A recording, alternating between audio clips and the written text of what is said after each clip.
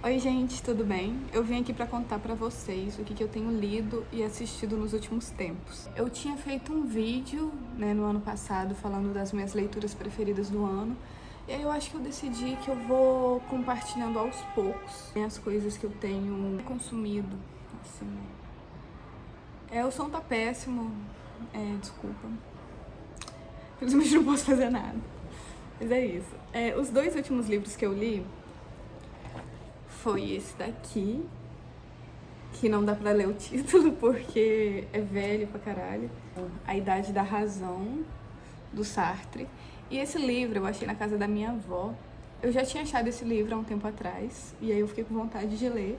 Só que eu pensei, porra, às vezes alguém quer ler mais, né? Não sei, tá aqui. Vou deixar aqui quietinho pra caso se alguém quiser vir aqui ler e tal, pegar. Só que aí ninguém pegou, ficou lá o livro quietinho. Eu falei, não, vou pegar pra mim. E aí tem uma dedicatória. E eu acho muito brabo quando tem dedicatório, que é da minha tia, né? Era pra minha tia esse livro, do primo Humberto dela. Muito legal, porque, tipo assim, ele disse que esse foi um dos livros preferidos dele durante um tempo. E eu sempre fico muito curiosa quando alguém fala do livro preferido dele. Foi publicado em 1945. E o Sartre, ele tem uma grande obra a respeito da liberdade. E aí, isso aqui é um romance que a grande discussão do livro é essa liberdade. E aí o Mathieu é um professor universitário que tem uma namorada, só que ela não é assumida, então ele vai ver ela, tipo, de segunda a quinta-feira. E aí, eles passam a noite juntos, conversam sobre a vida. E aí eles são aparentemente apaixonados. E aí a Marcelle, que é essa namorada dele, também tem um outro namoradinho que vai lá sexta-feira, que é o Daniel. A Marcelle acaba engravidando do Mathieu. Isso ele já assume que ela quer abortar. Porque, tipo assim, eles sempre debocharam dessas mulheres que se casam, têm filhos, então, né? E aí o Mathieu nem chegou a pensar na possibilidade dela querer ter um filho, então já foi caçar alguém pra fazer esse aborto.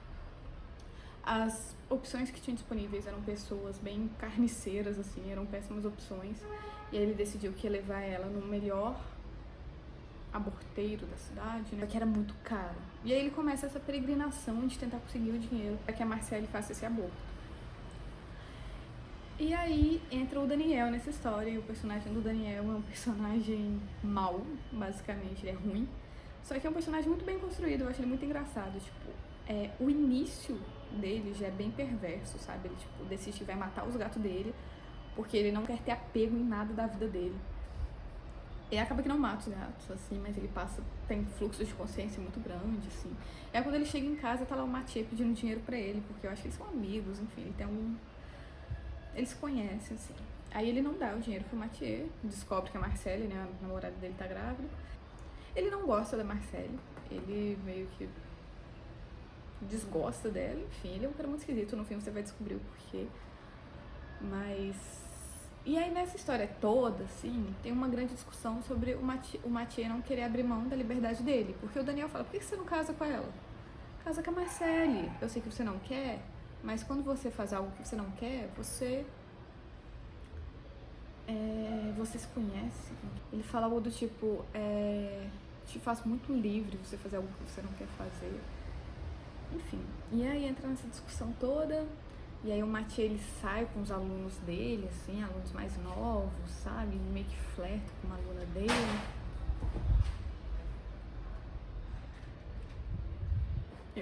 É um livro que ele se passa em poucos dias, mas ele é bem grande.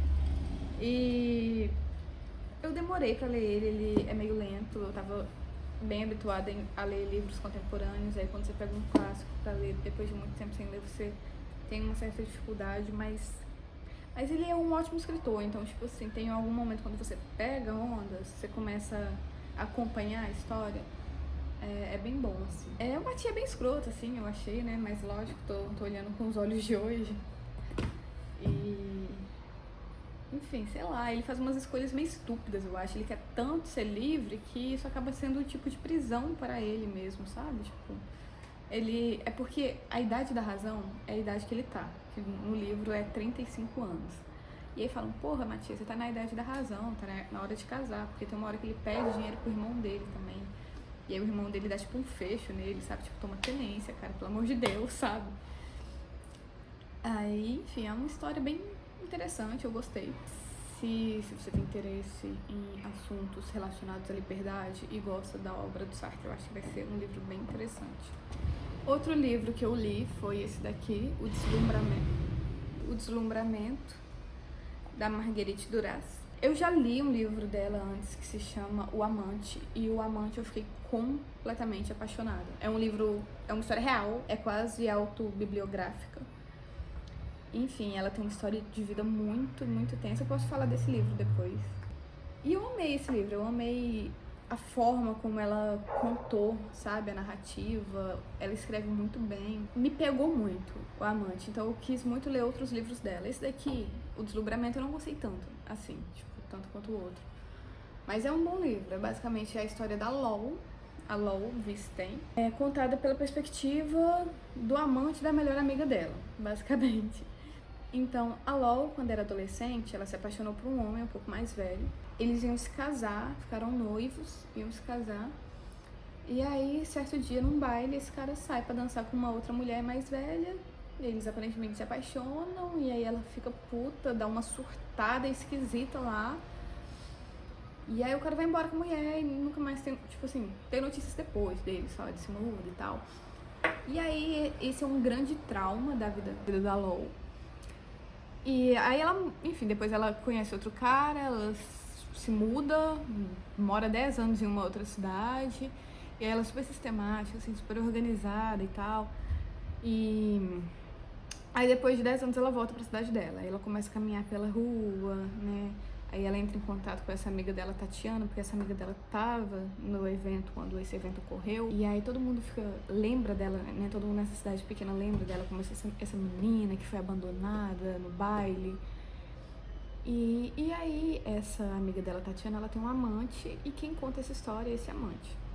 Ele começa a se envolver com a LOL. Vou contar o fim, gente, se qualquer coisa vocês pulam. E no fim a LOL consegue voltar nesse lugar onde ela sofreu esse trauma, e aparentemente era um lugar que todo mundo impedia ela de ir, sabe? A galera tinha medo dela voltar nesse clube aí que aconteceu esse baile. Aí, enfim, é um bom livro, eu gostei, mas eu acho que nenhum desses dois vão entrar na lista dos meus preferidos do ano. Esses dias eu assisti Duna 1 e Duna 2. Muito bons os dois, assim, eu gostei muito do 2. Eu achei que a história deu uma engrenada no 2, assim, pra quem gosta de ficção científica, vai gostar. E também assisti um filme da Agnès Varda muito lindo, chama Jacó de Nantes. Eu vi esse filme, é um documentário misturado com ficção, e eu vi esse filme sem saber que era sobre o marido dela. E aí, assim, é um filme lindo, lindo, lindo, lindo. Tipo, o Jacques Demy é o marido dela e fez vários filmes também. Então eles são um casal, né, de cineastas, e descobriram, né, o Demy descobriu que estava com uma doença e tal, e nesse período a Agnes fez esse documentário sobre ele. E aí, isso aqui não foi sobre a carreira dele, né, como a gente é de se esperar, né, um grande cineasta, né, uma história de amor. Ela faz principalmente sobre a infância dele e ele descobrindo esse amor pelo cinema. E aí é lindo, sabe? Tipo assim, é um filme sobre amor ao cinema. E é muito delicado. De série, eu assisti Quiet on Set, que é uma série pesadíssima, basicamente falando sobre os abusos na Nickelodeon. E, enfim, foi uma série que me pegou, assim. Eu fiquei fiquei meio mal, assim. Porque eu fui uma criança que assistia muito Nickelodeon e eu gostava muito. E eu sempre quis ser atriz, então na época, quando eu assisti tipo iCarly, Zoey 101, Kenan Kel, Drake e Josh, eu ficava muito, gente, eles têm o melhor emprego do mundo, tipo assim, eles têm a minha idade, eles são crianças, assim, tipo, 12, 13 anos, e eles trabalham atuando, véi, sabe, tipo, é o trabalho mais legal que pode ter, eles são ricos, eles viajam, eles têm fãs, tem pessoas que gostam deles, enfim, eu tinha muitas coisas, assim, eu achava muito glamuroso tudo que envolvia a Nick. E aí descobri que, tipo, o Drake, né, sofreu tanta coisa no set, né, boa parte desse elenco se fudeu muito, assim, sabe, tipo, eu fico muito triste, sabe, é uma coisa muito desoladora, sabe? Tipo, ver todos esses atores falando que nunca deixariam os filhos atuarem, sabe? Entrar nesse mercado de atuação, porque foi algo extremamente traumático. Então, assim, a série são 4 episódios, basicamente. O quinto é meio que alguns atores voltam pra falar, né, sobre os impactos da série e tal, mas, assim, bem pesadinho, tá?